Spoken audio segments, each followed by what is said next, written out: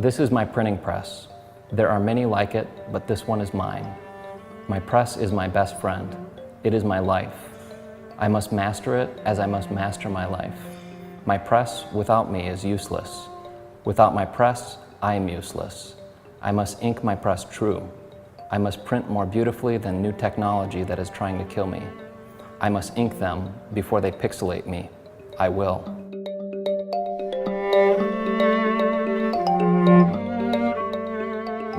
My first press was moved into the basement of my home, and I was working, that after hours as a hobby, and that was fulfilling what was missing in my design career. The things that I was doing in art college were sculpture and drawing and painting, and letterpress was getting me back to some of that tactility that I didn't have as a graphic designer.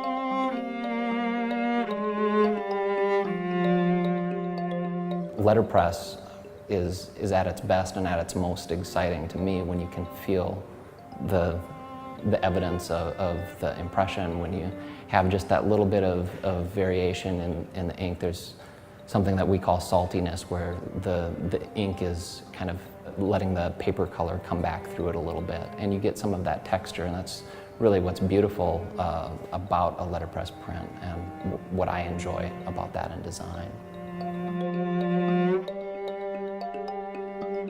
Letterpress over the past decade especially has really seen a renaissance from, probably even a second renaissance from small presses that were really relegated to the college programs.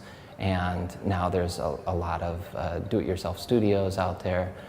People are moving presses into their garages and basements and having, production ability at their fingertips through plate making services that are out there, where you can take a digital file and have that come back to you on a plate and put that on your own printing press.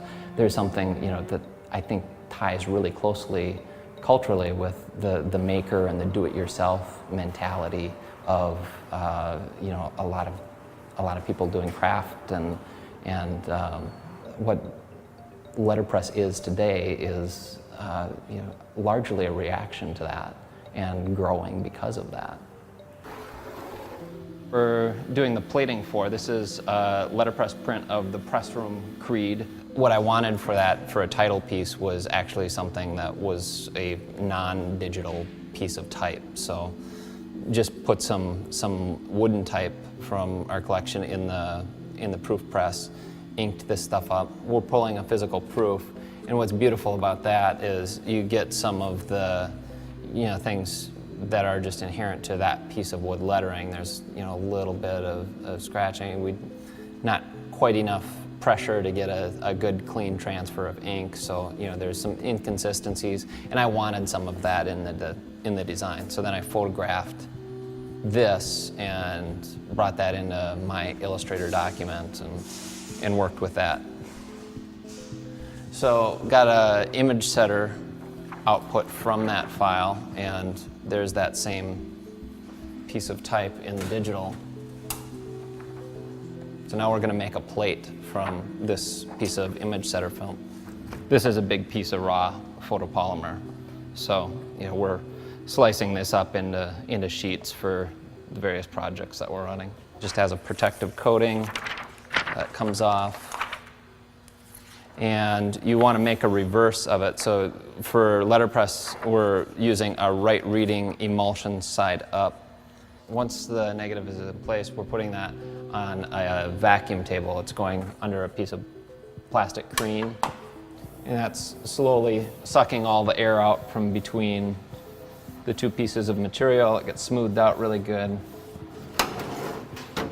and then goes to exposure with ultraviolet light,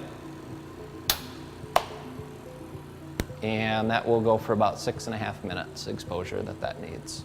Studio on Fire is a hybrid letterpress company and design company. We do both processes with clients.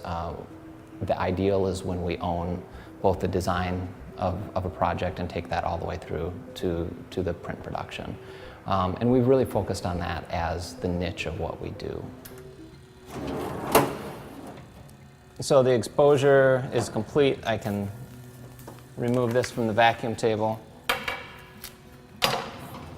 Keep the negative on hand in case something didn't go right.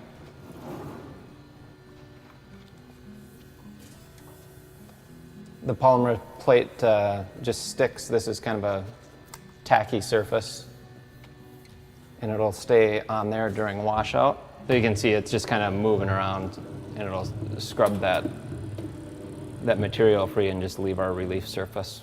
And this stuff takes only about 3 minutes to wash out, so pretty quick.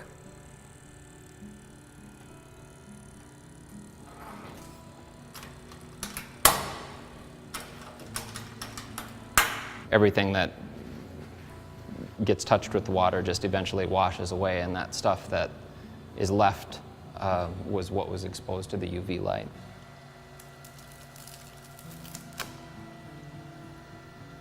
So you can see it left our image there. So then the plate just gets a quick rinse. You just basically have to evacuate all the moisture out of that plastic, and then it's getting an additional UV light cure that makes the material ultra hardened and allows us to put it in the printing press. There's a tactility to what we do, and the creation of the design object, and in a sense that's what print design is good print design is objects that we remember because of visually seeing them and having a connection with them, and that's why letterpress is going to be around.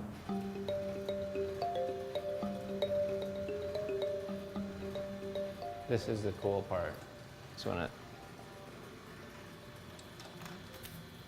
and you can kind of hear the hiss.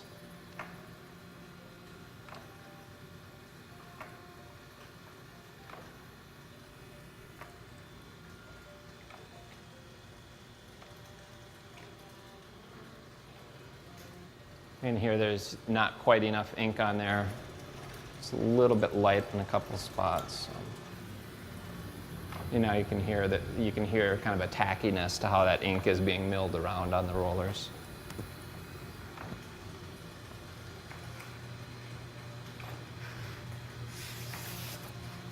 We're just changing the thickness of the paper that's underneath this Mylar sheet.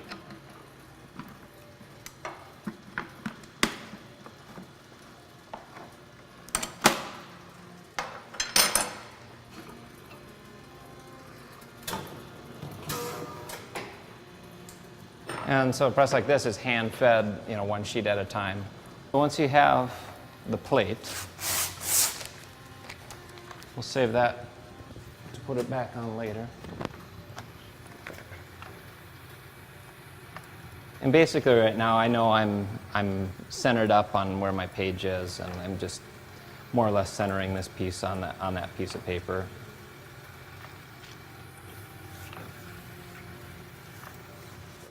Then next I'm just going to pull. I can kind of see what the rollers are doing. It looks like I'm just maybe a little bit high.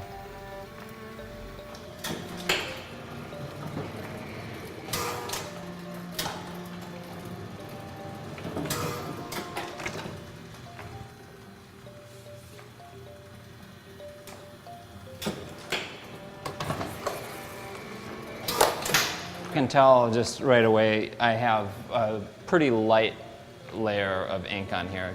We're going for a black. It's still pretty gray looking, so I'll probably add some more ink on right away. The distressed nature of it I want to hang on to, but I want a lot more saturation to the color there, and I think a bit more ink. But everything's nice and crisp, so the rollers are set right about where they need to be. I'm just going to put a little bit more ink on there. The top three things that are constant learning curves for designers coming to us with a print design for letterpress. Number one is white ink on a dark colored stock, typically a black stock, and that doesn't happen very well with letterpress. We recommend metallic inks and try to steer them towards a metallic ink because that is truly opaque and not translucent like letterpress ink is. The second thing is big floods of color. We get a lot of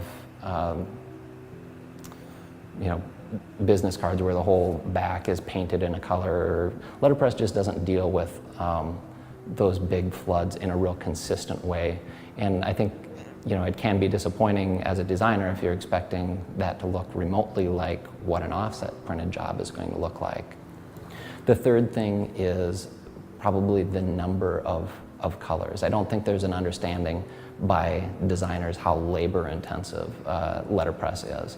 And each color that we are laying down is a separate pass through the press. This is all one sheet at a time, one color at a time. And I think when you embrace the simplicity of letterpress, the pieces are better for it. And that's why most of the letterpress pieces that you see are typically in that 2, maybe 3 color range.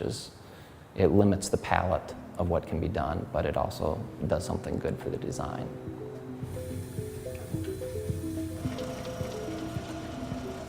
My press is human, even as I, because it is my life. Thus, I will learn it as a brother. I will learn its weaknesses, its strengths, its parts, its accessories, its gears, and its lubrication schedule. I will ever oil and grease it against the ravages of damage, as I will ever guard my arms, my hands, and fingers against damage. I will keep my press clean and ready. We will become part of each other. We will. Before God, I swear this creed. My press and myself are the craftsmen of good design. We are the masters of color. We are the makers of the creative industry. So be it until all the paper is trimmed and my press is ready for the next piece. This was adapted from The Rifleman's Creed by Major General William Rupertus in 1941.